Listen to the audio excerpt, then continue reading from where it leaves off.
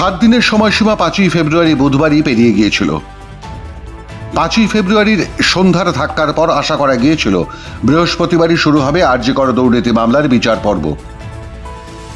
কিন্তু আজ ফের ডিভিশন বেঞ্চে গিয়ে 14 দিনের স্বস্তি পেলেন আর.জি. কর দুর্নীতি কাণ্ডে অভিযুক্ত প্রাক্তন অধ্যক্ষ সন্দীপ ঘোষ সহ 4 জন। আপাতত স্বস্তি 14 দিনের। এর আগে অবশ্য চারবার কলকাতা হাইকোর্ট থেকে ব্যর্থ মনোরথ হয়ে ফিরতে হয়েছিল অভিযুক্তদের।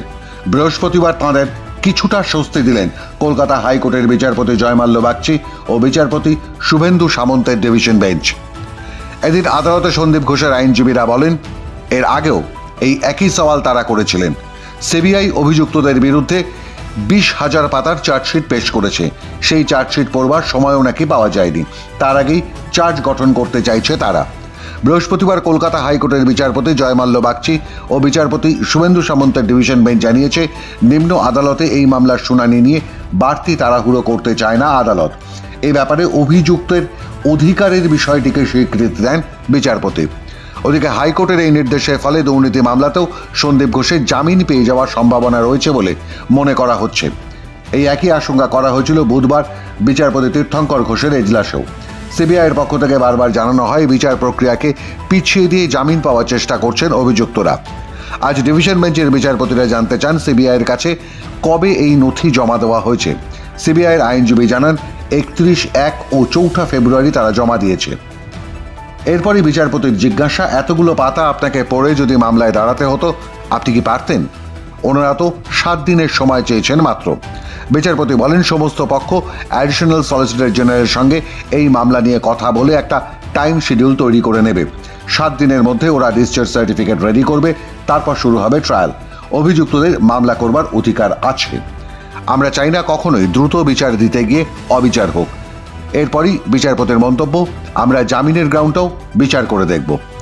সিবিআইয়ের কৌঁসুলি বলেন, আমরা শুধু চাই না বিচার প্রক্রিয়া শুরু করতে দেরি হোক এবং তারপর অভিযুক্তরা এসে আর্টিকেল 21-এর কথা বলে জামিন চাইবে। এরপরই বিচারপতির মন্তব্য, এই মামলায় চার্জ ফ্রেমের জন্য তাড়াহুড়ো করবার কোনো প্রয়োজন নেই। বিচারপতি বাগচি বলেন, সন্দীপ ঘোষকে ডিসচার্জ পিটিশন দিতে 7 দিন সময় দেওয়া হলো। ডিসচার্জ পিটিশন জমা দেওয়ার আরও 7 দিন পর শুরু হবে আর.জি. কর দুর্নীতি মামলার বিচার।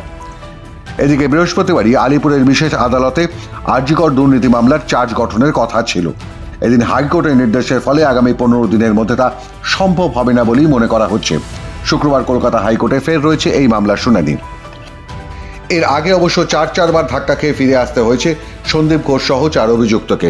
বুধবার প্রধান বিচারপতি টি.এস. শিব গ্যানামের এজলাসের দ্বারস্থ হন সন্দীপের আইনজীবীরা। প্রধান বিচারপতি ফের বিচারপতি তীর্থঙ্কর ঘোষের এজলাসে মামলাটি পাঠান।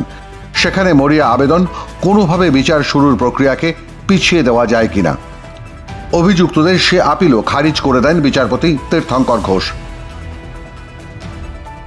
Where they are seeking extension of time within the new criminal law for the purpose of filing discharge petition. 3 accused have filed discharge petitions. This is being heard today, and the rest, for killing time, they have come before your lordship. Therefore, kindly note the preliminary objection and see the prayer.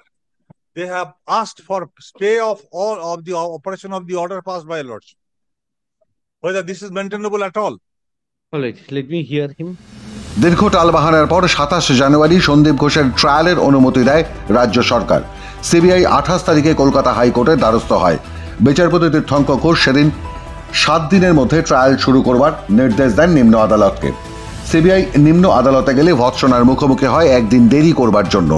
এরপর 30, 31 জানুয়ারি ও 1 ফেব্রুয়ারি charge গঠনের সময় পিছিয়ে দেওয়ার জন্য মরিয়া হয়ে ওঠে সন্দীপ ঘোষ ও 4 অভিযুক্ত। প্রথমে সিঙ্গল বেঞ্চ, তারপর ডিভিশন বেঞ্চ, তারপর প্রধান বিচারপতি টি.এস. শিব গ্যানামের এজলাসে দ্বারস্থ হন সন্দীপের আইনজীবীরা। প্রধান বিচারপতি ফের বিচারপতি তীর্থঙ্কর ঘোষের এজলাসে পাঠান। সেখান থেকেও বিফল মনোরথ হয় ফিরতে হয়। In a statute is available,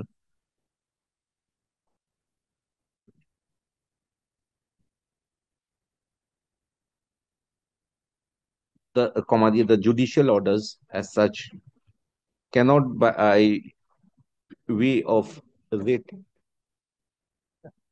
under Article 226 or under Article 32 can be entertained.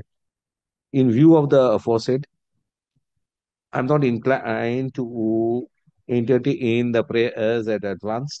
Accordingly, CAN 2 of 2025 and CAN 3 of 2025 is dismissed. সেই রায়কে চ্যালেঞ্জ করি আজ সকালে ডিভিশন বেঞ্চে গিয়েছিল সন্দীপ ঘোষের আইনজীবীরা এবং 7 দিনের স্বস্তি আদায় করেন। আইনে একটা কথা আছে, জাস্টিস ডিলেড জাস্টিস ডিনাইড, সেই প্রশ্নটাই আজ ফের উঠে গেল। মাধ্যম ব্যুরো রিপোর্ট।